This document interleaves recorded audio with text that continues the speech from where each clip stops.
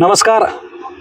एक दिवस गावासाठी या घोषवाक्यातून सुरुवात झालेलं गाव एका व्हॉट्सअप ग्रुपवर सुरुवात झाली होती आणि खऱ्या अर्थानं व्हॉट्सअपवरच ती चर्चा राहते का काय असं या ठिकाणी बोरगाव येथील ग्रामस्थांना वाटत होतं. परंतु आज या ठिकाणी एक सत्यात उतरलेलं आपण पाहतोय. बोरगाव या ठिकाणी वृक्षारोपण युवकांकडून वृक्षारोपण करण्यात आलंय.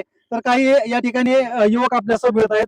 काय सांगाल या ठिकाणी? आपण एका व्हॉट्सअप ग्रुपवरून सुरुवात झाली होती की एक दिवस हा गावासाठी द्यायचा आणि वृक्षारोपण करायचं. तर आज कुठेतरी हे सध्या त्या ठिकाणी उतरलेलं दिसतंय.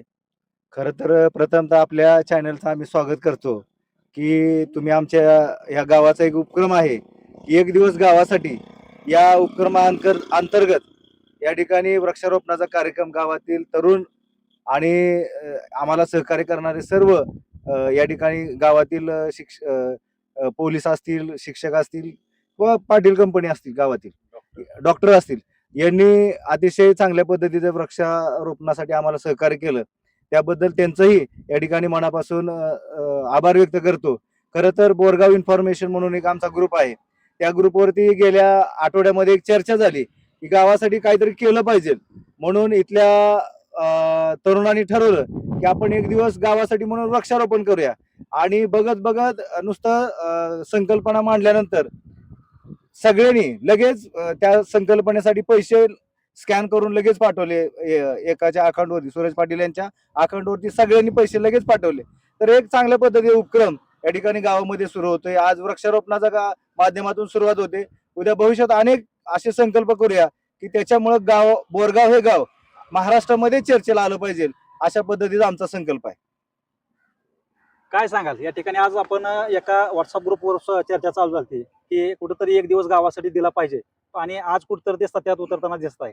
ह्या वेळेस जर तापमान बघितलं ह्या वेळेसच्या उन्हाळ्यातलं, तर पहिल्यांदाच 45+ झालं होतं. आणि आपण आपल्या मुलांसाठी भविष्यात शिक्षणाची तरतूद करतोय किंवा त्याचं भविष्य कसं चांगलं होईल याच्यासाठी आपण तरतूद करतोय. पण त्यांच्या भविष्यात जर 50+ डिग्री जर तापमान झालं तर ते खूप धोकादायक आहे. आणि त्यांचं भविष्य जर आपल्याला उज्ज्वल करायचं असेल किंवा चांगलं ठेवायचं असेल तर आपल्याला वृक्षारोपण हे केलंच पाहिजे.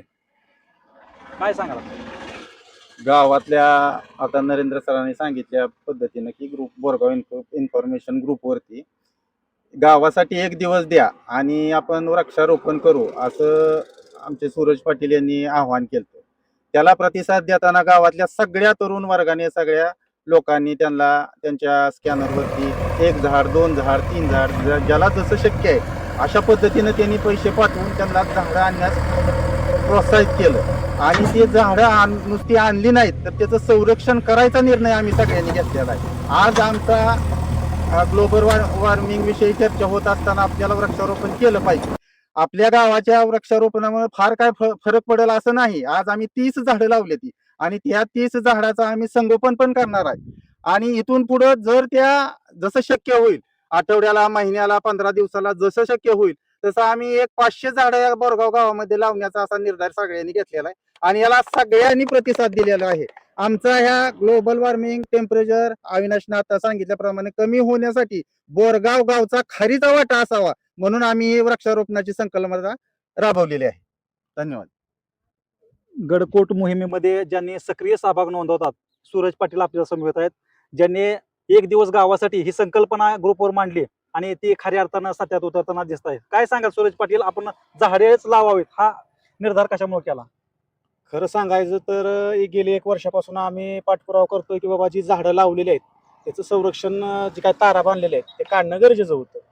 पाठपुरावा करून पण आम्हाला काही ते यश येत नव्हतं. पण आज डॉक्टरांच्या माध्यमातून आम्हाला यश पण आलं आणि तेच कंपाऊंड काढून आता भविष्यात आम्ही दुसऱ्या ठिकाणी वापरणार आहे.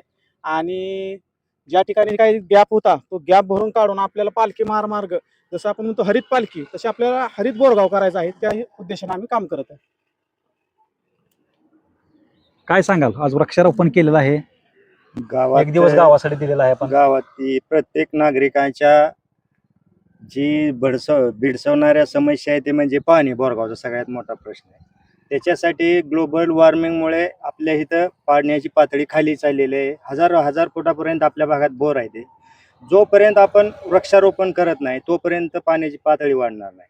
त्याच्यासाठी आम्ही सर्व युवकांनी बोरगाव इन्फॉर्मेशनच्या माध्यमातून जनजागृती झाली. प्रत्येकाला वाटलं आपल्या गावात पाण्याचा मोठा प्रश्न आहे, वृक्षारोपण केल्याशिवाय पाणी टिकणार नाही, पाण्याची पातळी वाढणार नाही आणि आपल्या गावात जे उष्णतेचं तापमान कालांतराने आता वाढत चाललंय, याचा परिणाम आपल्या मुलांच्या भविष्यावर पण होत चाललाय. या सर्वांचा विचार करून आम्ही सर्व बोरगावकर या नात्यानं सगळ्यांना विनंती करतो की इतर भागातल्या लोकांना पण त्यांनी आपण वृक्षारोपण करावं, गावासाठी एक दिवस द्यावा.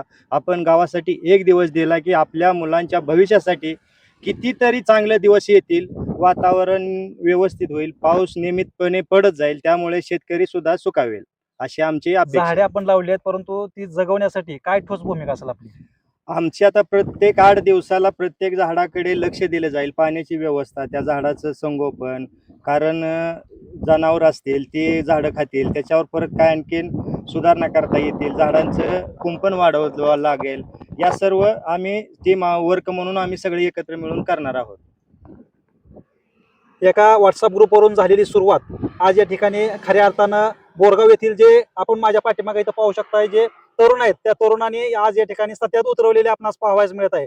30 झाडं या ठिकाणी आज लागवड केली आहे आणि ती झाडं नुसती लावलेली नाही, तर त्याचं संगोपन करण्याची ही जबाबदारी ह्या युवकांनी या ठिकाणी घेतली आहे.